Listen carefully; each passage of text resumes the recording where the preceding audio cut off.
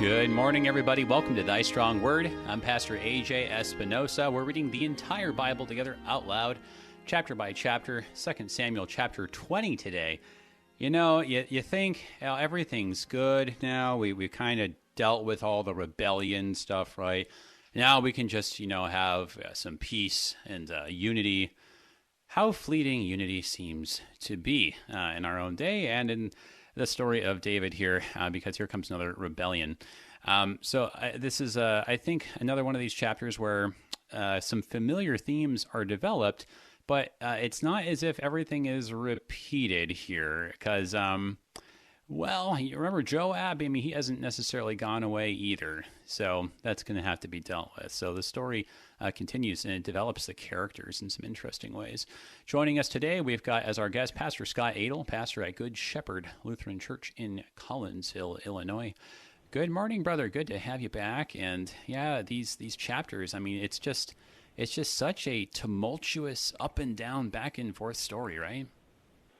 Yeah, I mean, and that's one of the things that makes the Saul, David, Solomon thing so interesting. Just reading it, I mean, it's definitely one of the parts of Scripture that you don't kind of have to slog through, because there's action, there's adventure, there's intrigue, and it's exciting.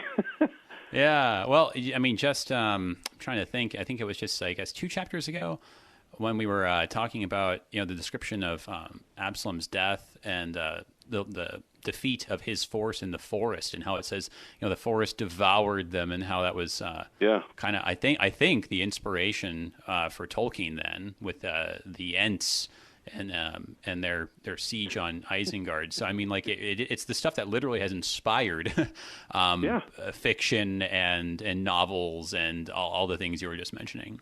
Yeah, but well, I mean, the David Kingdom does have, I mean, like we said, it has war action. It has obviously slaying giants at the beginning, but it also does have just the intrigue of a kingly court and all the machinations that are working there. And Joab, as you pointed out, is a major part, and probably actually the focus of chapter 20, more so maybe even than David here. Yeah, these characters are, these characters which were minor in 1 Samuel, not so minor this time around. And as you were saying, I mean, I think it was interesting. I was just talking to somebody about this the other day, that like I feel like in some ways, for instance, I was looking at this, a recent book of one of my favorite authors, N.T. Wright, was I think it's called something along the lines. I've actually read the book, but I'm familiar with a lot of his other work. The book was called How God Became King, and like his take is that the Gospels are very much stories that are trying to say like how it came about that Jesus became king. And when you look at it through that lens, it's almost kind of impossible to understand the gospel stories then. That is to say, Matthew, Mark, Luke, and John, if you don't know the David story, because that's all about how he became king and how his son became king. And like you got to kind of read it against a Hebrew how to become a king storyline. Uh-huh. Yeah.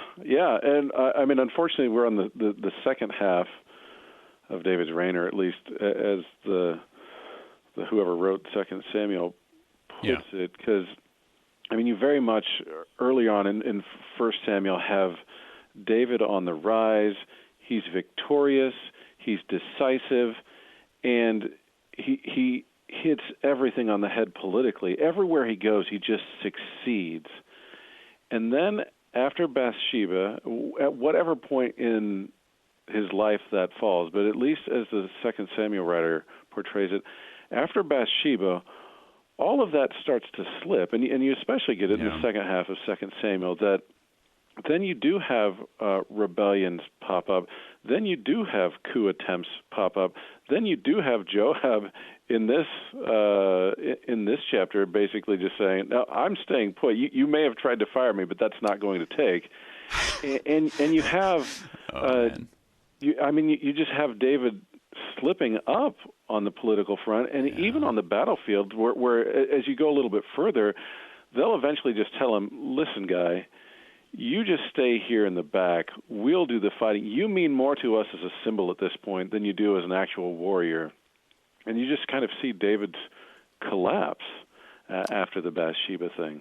But yeah, no, yeah, it's So it's both how they became king and then how they kind of unbecame king also. Yeah, I mean, obviously all types of Christ fall at some point and don't match perfectly, but David is kind of a key in that. And then I assume this is kind of where you'll end up in a few chapters.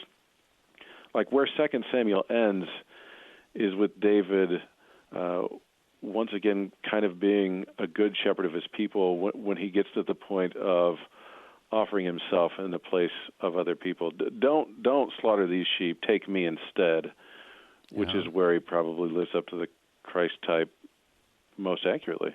But that's where this is headed. That's also actually where 2 Samuel ends. Yeah. Yeah, no, that's right.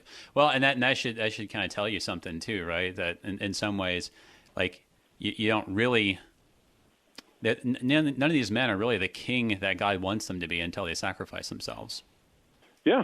I mean, he offers a substitution, me instead of the people, and it's fitting that the book ends there. But we know that David's life doesn't actually end there. There are like 3 or 4 chapters in 1 Kings where it goes on, and you're like, well, that's kind of a weird break. That's a weird way to break it, unless you're looking for something other than just this is the story of David's life. If you're looking for something that points forward to Christ, absolutely, that's perfectly fitting. Yeah, kind of getting to that idea that perhaps God's kind of kingship is actually something that transcends death even. So yeah, absolutely, lots of good stuff. Well, let's go ahead and get started. Turn to the chapter. As we do, would you say a prayer for us? Yeah. Heavenly Father, thank you for bringing us here. Please be with us as we read your word. Give us eyes to see and ears to hear. Help us to understand what this means for both your people back then, but also for us, since we know that it is a living word that ultimately points toward the one who gives us life, your Son, Jesus Christ. In his name we pray. Amen. Amen. All right. So, I really enjoyed your comparison there about, Joab saying, like, well, you tried to fire me, but I'm not going anywhere. Like, I don't plan these things, man. It's just crazy. It's just, this is the chapter that was there and things happened and I don't know. But, there may be other things. Yeah. As we go through this chapter, there may be other things that you're like, well, gee, I don't know if that rings a bell at all, but yeah, we can get there. It's kind of weird. But without making too many connections before we read the chapter, anything else that we ought to just keep in mind in terms of context or names that we shouldn't be forgetting? Well, as you remember, I mean, just yesterday or 2 days ago, the last couple of days, you've just been dealing with the rebellion and basically coup attempt of Absalom, which is interesting. I mean, Joab is a character who brought Absalom back, and this is the other thing you get in the second half of 2 Samuel is there does need to be, everyone recognizes that it's best for everyone if there's a peaceful transfer of power, right? That's right. And Joab seems to at least initially have backed Absalom, but when it came down to it, Absalom moved too soon, and Joab is forced to kill him. And you almost wonder if there's resignation when he met with Absalom, being like, why did you do it now? Because if you keep reading, Joab will back a different son next, because he sees the writing on the wall. David has to be forced to see. I mean, Solomon and Solomon's mother, Bathsheba, will eventually, and Nathan will eventually have to tell him, no, you have to do this now, guy. You can't wait. It's going to get taken from you. And just kind of David's blindness to this means that everyone else is starting to make moves because everyone else knows David is mortal. Yeah. And that is, I mean, this is just the story of kingdoms of that time, too, that if there's not going to be a peaceful transfer of power, there's going to be an unpeaceful transfer of power.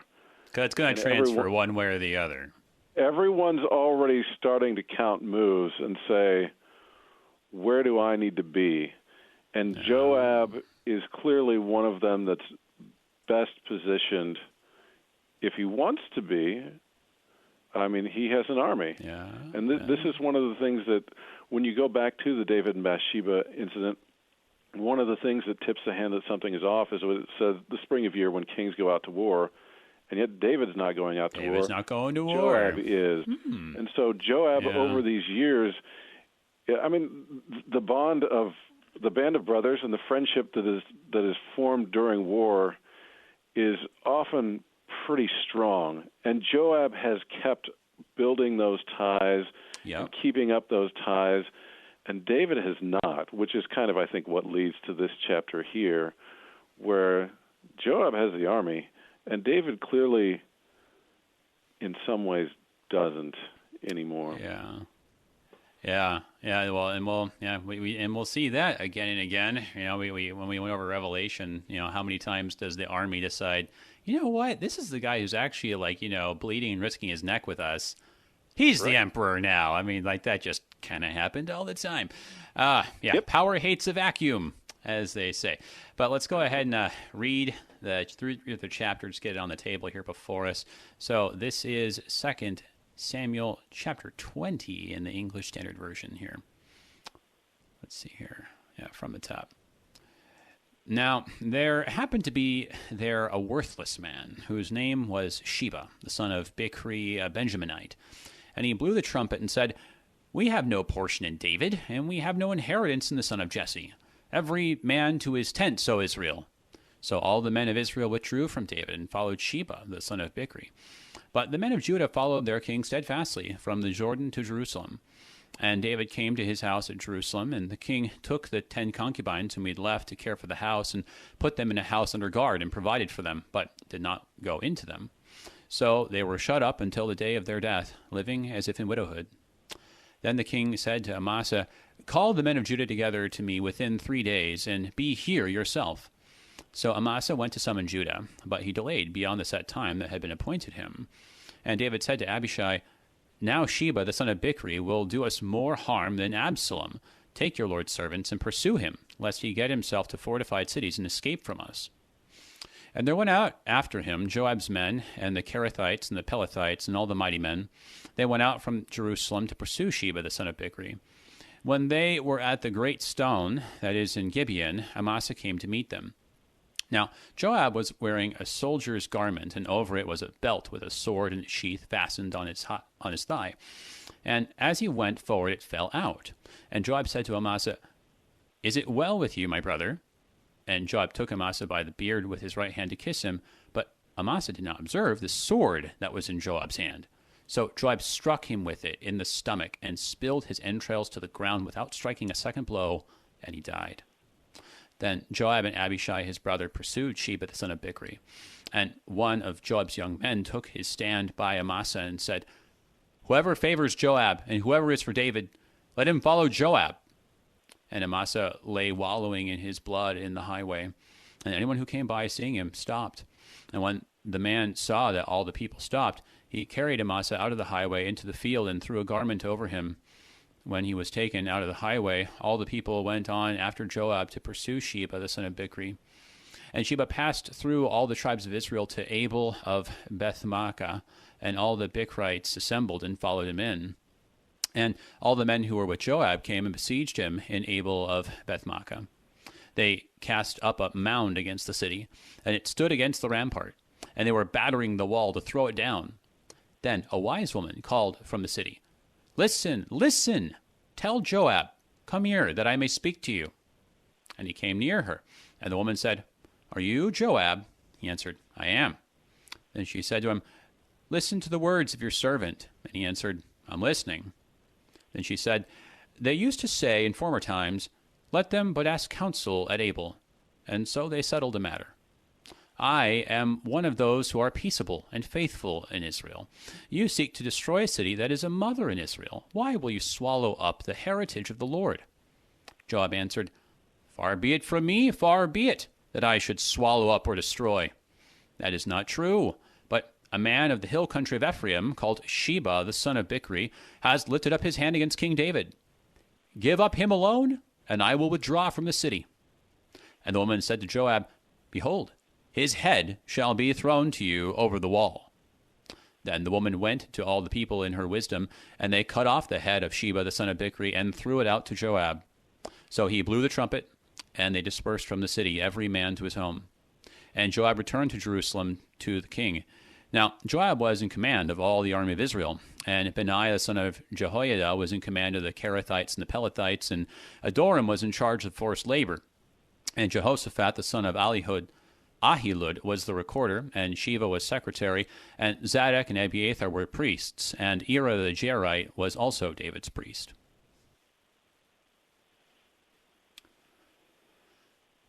So, oh man, it's just, back and forth. So many things going on here, right?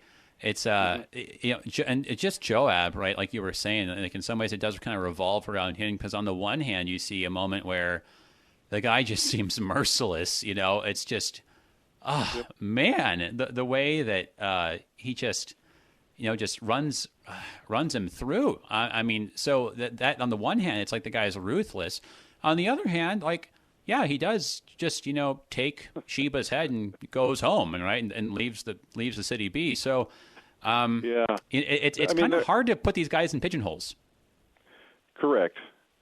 And there, throughout the story, there is an odd way in which clearly Joab is faithful to David. Yeah. Even at times if he disagrees with David, and David certainly disagrees with him. Yeah. But yeah, the other thing about him is his way of solving things is, whether you like it or not, it is effective. It gets the job done. And Joab's ruthlessness does almost always play in David's favor. Mm-hmm. I mean, this is the whole thing with Absalom. David says, spare Absalom, and Joab is just understands enough that is never going to work, guy. Nope. And so he disobeys David and kills Absalom, because there's no way you can have a guy who attempted a coup just come back and live in the house. That's never going to work. And so Joab puts it to rest for good. But this is always his way of putting things to rest, and it's always a way, certainly when it comes to his position being on the line. So you have here, this is almost a retelling of what he'd done to Abner when David had tried to make Abner the head of the army, because he was fed up with Joab, and Joab strikes him down so that doesn't happen. Here you have the same kind of thing with Amasa, and Joab is not going to let that happen. But at the same time, he still serves David. He chases the guy who's after David. Earlier on in the story, when Joab was out fighting the wars, when it comes to the point of actually taking the city, he sends a messenger back to David, and he said, hey, you better come here and officially kind of take over the city and the crown, or they will make me king. Yeah, that's right. That's something where if Joab actually wanted the crown, it's clear at this point in the story, he could, barring God just striking him down, he could have it. And yet he never seems to want it for himself. And even when he's supporting Absalom or later on Adonijah, he is fine letting them wear the crown. He's also fine with them letting know that he holds a lot of cards as well. Yeah, so that's really interesting the way you just put that, like, kind of letting them wear the crown, right? I mean, it's that, and you mentioned, like, who's holding the cards. There is a kind of very like House of Cards kind of feel to this, right? That he's like, the power position is really general of the army, and I'm going to stay that. And David can do his thing and be the figurehead and kiss the babies. And I'll listen to him most of the time, but I am really running the show and calling the shots. I mean, it is fascinating. On the one hand, like you were saying, like seemingly fiercely loyal to David. It's almost like loyal to David against David's own weaknesses, right? Like makes the decisions that David's too weak to make. But on the other hand, there's just something really adversarial about it. Oh, yeah. And David recognizes it. And so, I mean, David tries to put someone else in charge of the army here, which is not the first time he's tried to do it. Even here, he tries to put, after Amasa just doesn't come back on time, David puts Joab's brother Abishai, which obviously, Abishai's a brother. He just lets Joab run the show. And David recognizes Joab's strength. Eventually, he comes to recognize Joab's strength. He also comes to hate the man. And this is, one of the parting words he has to Solomon is, you've got to get rid of Joab. And I couldn't do it. You will have to do it. And Solomon will take him up on it. But, there's also just things, because it's, Joab and Abishai are from the same tribe. I think technically they're nephews of David. I don't know how much younger or what their age is in regard compared to David. But they're all from the tribe of Judah. They're interrelated, and some of that's got to be working on in the background too. It really is. Just a testament to just how cutthroat it is, right? If you're just gonna do these things to your own, flesh and blood, right? It's just like there is just something kind of like ruthlessly logical about Joab, right? Like it's just like, that doesn't matter if he's your brother. It doesn't matter if he's your son, right? It's just, this is what you got to do. It is just like Joab's very... answer is effective. It does get rid of the threats. It's very Machiavellian like that. But, and I think then that in many ways, I think as much as we're like, oh, well, this Joab guy, he's some kind of tyrant, right? And we, certainly we can, we were at the beginning of the hour starting to kind of, hey, what's this kind of like, you thought you fired me, but guess what? Mm-hmm. We can kind of make our own connections like that today. But in many ways, I feel like Joab is kind of like the perfect representation of our fallen sinful nature, right? Because we're baptized. And it's sort of like sinful nature, you're fired, you're not in charge anymore, right? Like I'm putting someone else in charge. And then the sinful nature is like, guess what? I'm still here, right? And there is this like really kind of weird kind of like two-faced thing going on where it's like there's this, we're never free of this Joab here. Joab is a thorn in David's side to keep him from becoming conceited. There it is, right? Well, and that's just the thing, and it's like the only way you can kill Joab really is to offer your own life, is to sacrifice your own life, right? Like, because it's when you sacrifice your own life, now Joab finally dies, right? And you're finally free of Joab. But that's a hard thing to do. Absolutely. But the other thing, the way this chapter starts is with, as it says, a worthless man whose name was Sheba, the son of Bichri, a Benjaminite. Mm-hmm. So this is one thing that you have going not only through 1st and 2nd Samuel, but especially in 1 Kings until it blows up.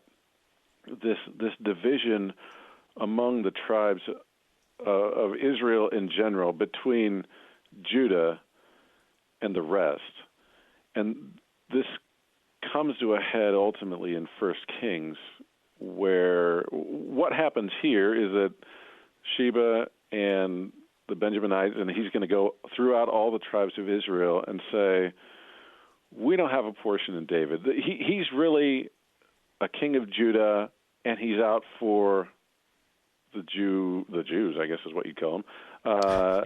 The rest of the tribes are all clearly second-class citizens to him. And that actually is the way that, when you're reading through the Absalom story, that's kind of the fault line that Absalom toys with too. Anyone from the tribe of Judah gets in. Anyone who's from a different tribe of Israel doesn't. You know what? David doesn't have time for you. He's busy. Yeah, that's the danger. It's the instability, and that's like it's the weakness. It's the partiality, right? And James speaks to that. So I think we've kind of really done a lot for setting up the broad themes here. We got to take a break, but when we get back, we can kind of look at some of these little details and questions here. Everybody looking at 2 Samuel 20 on Thy Strong Word. Be right back.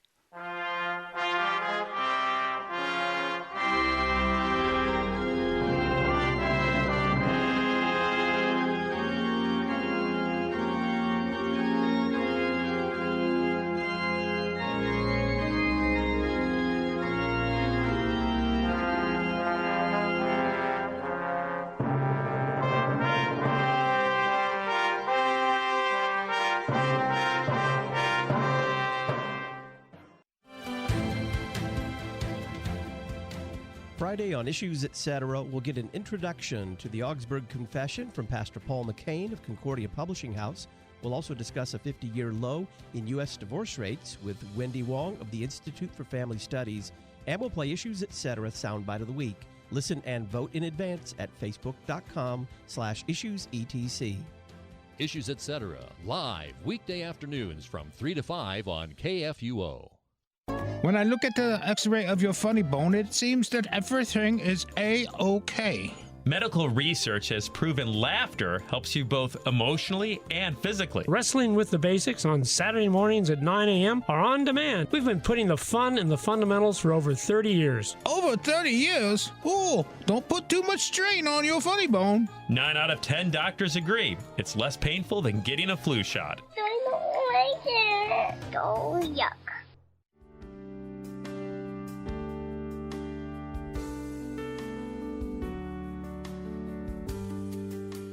I'm Pastor Ken Baumberger. Join me weekday mornings at 7:15 for Oratio, your time of scripture, meditation, and music on KFUO, Christ for you, anytime, anywhere.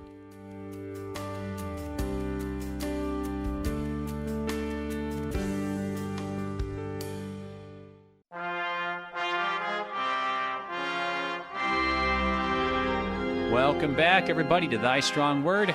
I'm Pastor A.J. Espinosa. We're looking at 2 Samuel chapter 20, joined today by our guest, Pastor Scott Adle, pastor at Good Shepherd Lutheran Church in Collinsville, Illinois.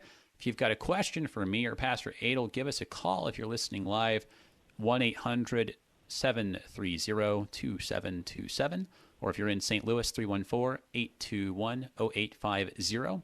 You can also send an email to kfuo@kfuo.org, or just type in your comment or question right there in the live stream going on facebook.com/AJ Espinosa. A couple asking about just like the extent and the origin of this rebellion. I think we're going to kind of talk about that in just a second here. I want to make sure to thank our underwriters at the Lutheran Heritage Foundation, lhfmissions.org.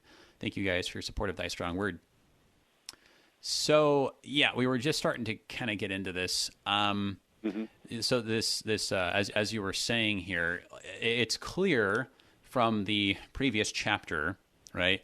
And I think that's kind of like, I mean, it really is following straight on the heels of this, right? I mean, the last thing was, the men of Israel answered the men of Judah, right? Like it's already bad, right? Like there was a point where Israel was kind of like, that was referring to everybody, but it's starting to get contrastive with Judah, which should already be like, that's kind of a foreshadowing of things to come. We have 10 shares in the king, and so what's up with this claim here? And so, Israel's not liking the way that they're getting treated as second class to Judah. And that was the way that Absalom placed himself. If I were king, I would have time to listen to everyone, not just from the tribe of Judah. And so Absalom portrayed himself as a uniter, not a divider. And once Absalom goes down, I mean, Sheba basically says to the tribe of Israel, okay, Absalom wasn't the man, but David's still not our friend either. So let's go back to our tents. Let's figure out what we want to do apart from David. And David sees that this is going to be a disaster. And so quickly he wants to put an end to this and put down, I mean, this is just another rebellion right after the one he just dealt with. Yeah. And it has to do with they think he's partial to one group of people in the kingdom and not everyone equally. and that he's their man and not anyone else's man. Yeah. And like I said, you and I have no idea what this would be like because we would never live in a country like that. So. No. Yeah, I can't think of anyone who would be so blindly pursuing a Judah first strategy, right? I mean, it's very hard to imagine. Very hard to imagine. Why we have to. Yeah, no. Well, I mean, it's kind of perfect on looking at contemporary dynamics, but then again, also just inwardly, right? I mean, there's always a me first policy, right? That every individual is pursuing, right? And people can. Tell this, right? I mean, and it gets back to what Joab was saying. He's like, hang on. So you're going to love the people who hate you and then hate the people who love you? The people who love you aren't going to keep loving you for very long if that's how you repay them. And so, I mean, there really is something to that David's, partiality is, it's a kind of undoing for him. But I mean, it really is for all of us, right? I mean, we all have that kind of tendency to have this kind of me first policy, but the irony is that the me first plan ends up being self-destructive, and we see that on the scale of nations, but also in the individual life. Well, yeah, I mean there is something kind of natural built in, so that we love our families more than we love other people. We love our friends more than we love other people. Yeah. But it probably got bad for however long Absalom was working that seem where he just won't allow other tribes in to see David, that probably exacerbates this issue. Who knows how?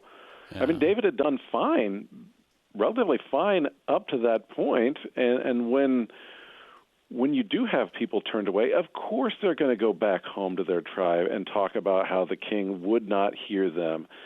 And so that's gone on for a couple of years now. Yeah. The other thing going on is Sheba's the son of Bichri. He's either a Benjaminite or an Ephraimite. That's how, if you look at a map of Old Testament tribes, Benjamin and Ephraim rub up right against each other. But, I mean, especially with the Benjaminites, you saw this with the guy who was Shimei, the guy who was cursing David. There's obviously something with them against. Yeah. They have a chip against David because he's not in the line of Saul. Yeah. Correct. So he's the one leading it. As he flees all the way to the north of Israel, trying to draw as much of a following as he can, but it doesn't appear that he gets that much of a following, and it could be simply because David had just, with Joab's help, ruthlessly put down a rebellion, and as all of these guys are kind of leaving the army and going back home, they might just say, hey, I don't want another piece of that action. I'm not going to go after this crazy man. Yeah, so let's take a look at this, because this is one of the questions, right? Was this kind of a flop, or did it catch on? So the language, right, in verse 2, all the men of Israel withdrew from David and followed Sheba the son of Bichri, right? I mean, so that language, at first blush, would seem to indicate that it's a pretty big chunk of the army here that's defected. So I mean, but then again, it's just. I mean, it doesn't seem to go anywhere, and it's kind of weird too, because when we go back and we look at the the muster lists, right? You got kind of roughly even representation between all the tribes, and so it seems like all the tribes of Israel ought to be able to take Judah. So I don't know. What do you make of this? I take this kind of at the first part of David's reign, where he reigned over the tribe of Judah, and the rest of them did not accept him until later. I think this is almost another point where, I mean, it's not covenant renewal, but it is basically all of the other tribes saying, do we want to go with this guy or no? And they decide, do we want to go with David or no? And they're like, actually, no, I don't think so. And they all go. It seems to me that they all go home, and that Bichri, as for those who gather around Bichri, doesn't seem to be that much. I think that the army just stands down. They all go home. Bichri wants to make a big thing of it, and doesn't seem like very many of them want to agree with that. They had just fought, like I said, a rebellion, and David had won and done so handily, they might just be like, I may not like David, but I'm not going to fight him right now. I'm not going to go against Joab right now. Joab seems to be on a winning streak, and the people on the other side don't come out so well. So I'll just stay home and plant my crops and raise my sheep for a year. Let's see where this goes. Yeah, right. Well, yeah, I think that's certainly possible. And I think it's got to be part of it, right? I mean, I think in general, like there's no escaping that kind of basic idea that the northern tribes are just sort of like, okay, we're just not really enthusiastic about any of these options anymore. It's just sort of like, well, just what's the point? And we're just going to stay home. We're not going to vote this year, right? So I mean, yeah, I think there's definitely something going on there. The other thing I noticed, if you look at the Hebrew in verse 2, it uses a singular construction, right? So it doesn't actually say like all the men, plural, of Israel withdrew, which could kind of sound like it's like every man in Israel or something like that. But it's like it says you got the word ish there, which in the singular very often means like army or like the force, right? So if it's like the Israel contingent, right, that was like there and under the circumstances leaves, right? Well, this is I think where it gets to your point. How many people was that, right? Like how many people like from Naphtali and Issachar and all this were really involved in what was essentially a civil war within Judah, right? I mean, and I think that maybe is a hint about what was going on here, right? That like this is really about how David, in some ways, kind of became unpopular in his own tribe, and so in some ways, right? Like not doing enough for Judah. At least in the eyes of the Judahites. And so then in that case, it's like, well, okay, well, he's got, a number of people from, the northern tribes who are backing him, but it's like, it's just, they're really kind of just like, you guys, you Judahites, like, we're just not really going to send that many guys like over for either side. Yeah. So, I mean, like, I don't know, what do you think of that? I like it. No, I think you're right on. Obviously, Absalom does draw support from other tribes. As to how much it is, this is the whole problem with Ahithophel and the other guy to go back and forth. And the other guy says, no, you need – clearly he looks around and says, you don't have that much here. Mm-hmm. You need to go get all of them. Yep. And but clearly they didn't because they're on the move rather quickly. So I think you're right. I don't think he has – certainly not all the tribes and all the men from all the tribes. So, certainly after Absalom army goes down, and as you said, the forest devours them, there are a lot of men who lose their lives there. There are undoubtedly many more who fled and just went back home and aren't even here for this exact incident. Right. Yeah.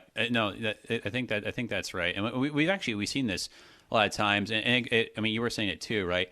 Like, it's not like it's like, okay, well, like, let's all go back to the Pentagon, or like, let's all go to the army base, right? It's like, no, I mean, like, when you have a war, it's like everybody, take your plowshares and beat them into swords, right? I mean, it's everyone comes off the farm.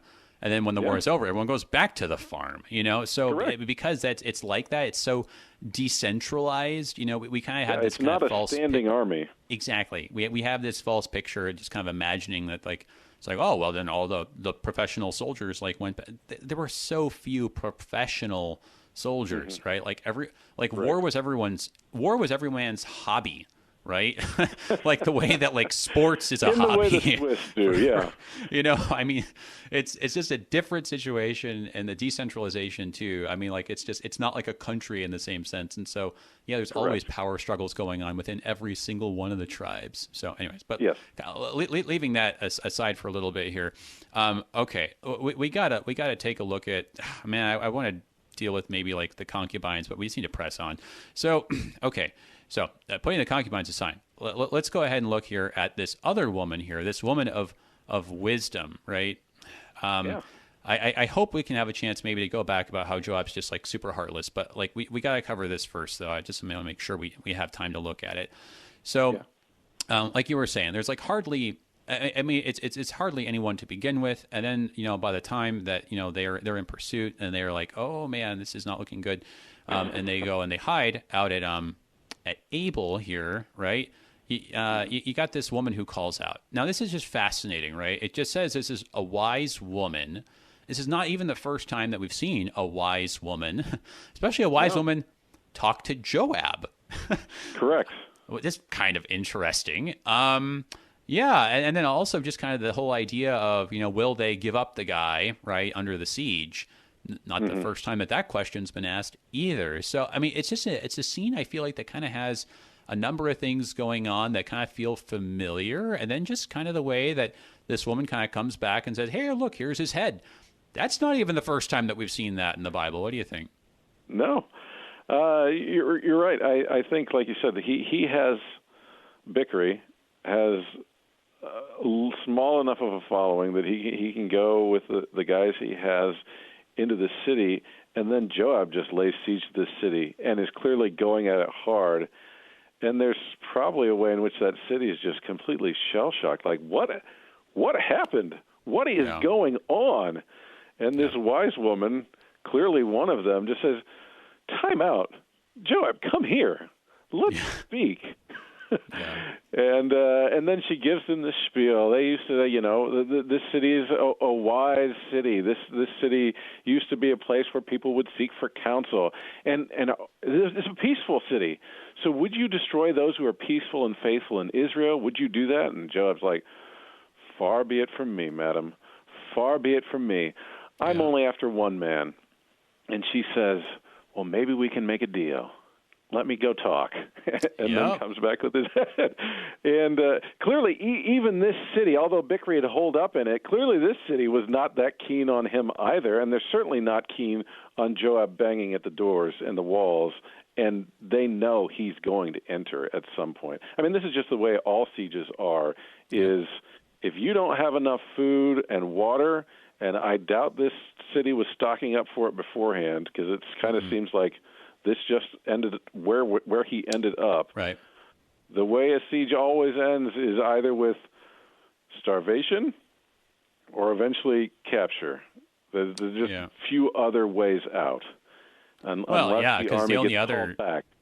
Well, yeah, that's right. The only other thing is that the army is the one that starves, right? And they gotta just go back because we don't have enough food out here, right? Or whatever like the case may be. We're all dying of I guess like no water or unsanitary conditions or whatever the case is, right? But like somebody basically runs out of stuff, can't keep lighting the fire, and then so it's just the other side wins, and that's kind of how these things go, like you're saying. So I mean, so it makes sense. You can see it. Like Joab, of course, is ready to make a deal. I mean, like anyone putting a city to siege doesn't want to just like have men die because we're running out of supplies. It's like, if you want to make a deal, let's do it. And so Joab it's just. Go ahead. I was going to say, I think Joab sees, like we said, Joab's political eye right now seems to be pretty good. It looks bad for David to be attacking a tribe and a city of Israel right now. And Joab just says, the faster this is done, I mean, this is, I think, also why he immediately goes up to the city, starts the siege, and starts the battering ram. He wants this over as quickly as possible. This is not a good look for David. And this is not a good look for, if you're in David's cabinet, this is just not a good look. This needs to get over quick. Yep. She offers him a way to make it quicker. He says, let's do it that way. Yeah, I think that's super insightful. I think we've seen that.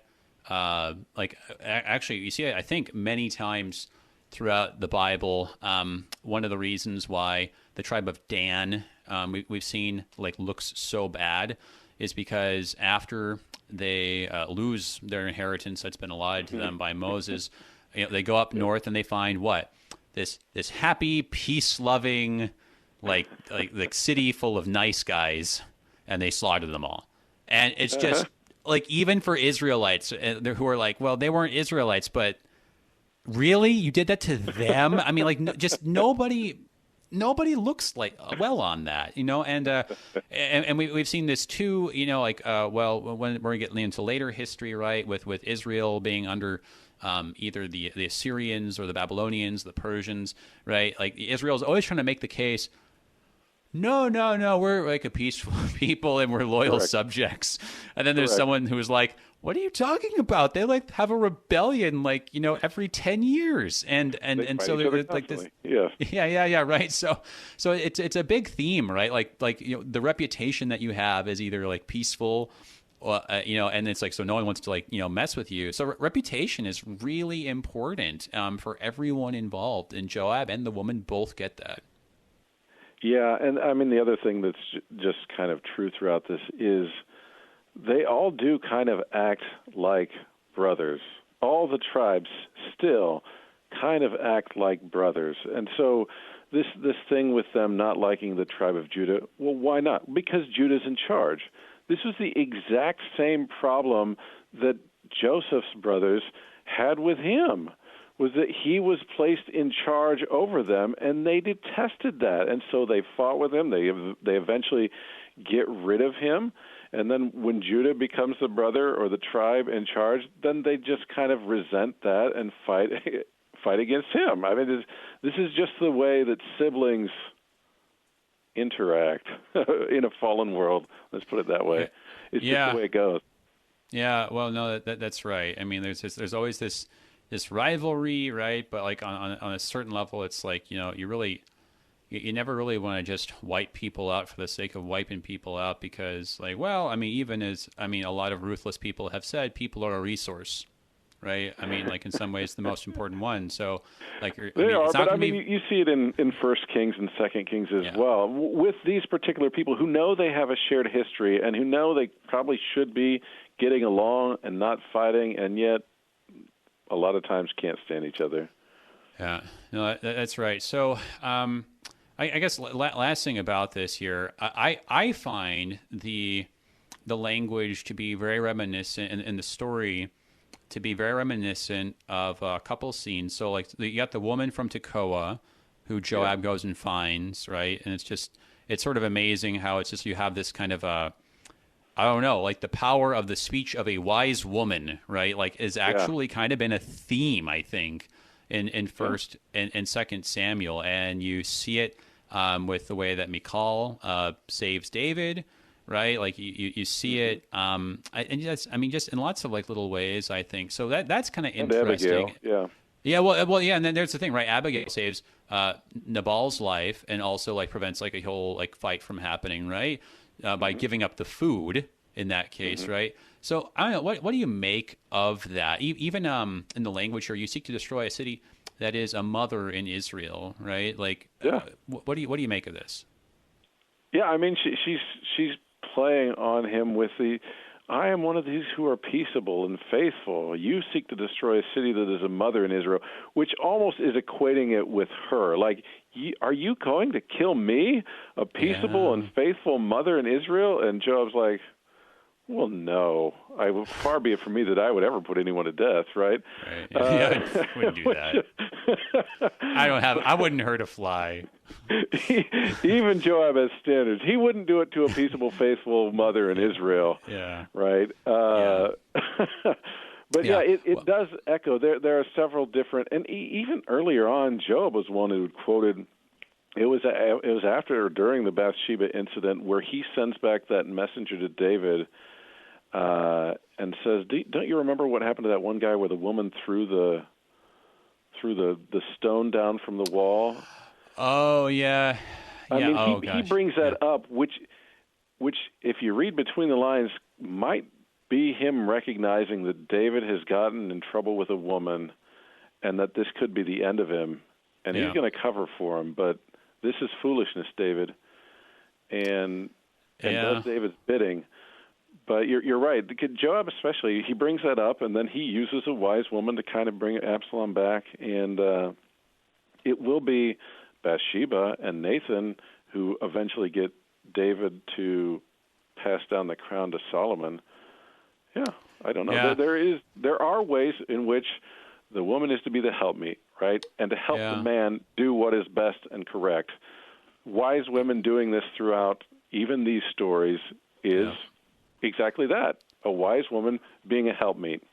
Yeah, there is something about it too, and like also the language there, like a mother in Israel. I feel like that's the exact same phrase, not positive, but I'm thinking it is, that's used of Deborah, right? Who's unique among the judges, and like I guess is the the focus of a lot of attention. It's kind of like, hang on a second, why does she get to be a judge, right? Like, and these sorts of things. But what's so fascinating, right, is you look at the way that she is a judge, right, and then the way she is a judge looks different from the way that like all the other judges are described. I mean, she's the. And it's again, like the wise woman. She's the one who has to go to Barak and the rest and say, hey, what are people going to say about you, right? If I go and lead the army down there, like it's kind of the same argument that Joab makes. That they're going to name the city after me. Like, so, I mean, like that kind of like the women kind of bringing up like, hang on, what's everybody going to say? And just being in tune with like optics, like you were saying, and thinking about things through like in that wisdom. It's like you see that again and again, and I think it kind of casts light back on the Deborah story. Yeah, no, I agree. Well, and Deborah herself says this is going to look bad for you. Yeah, because like you said, the way in which she is judged is different from the way we see the other judges, and it's supposed to be. And when Barak fails at that, she points it out to him.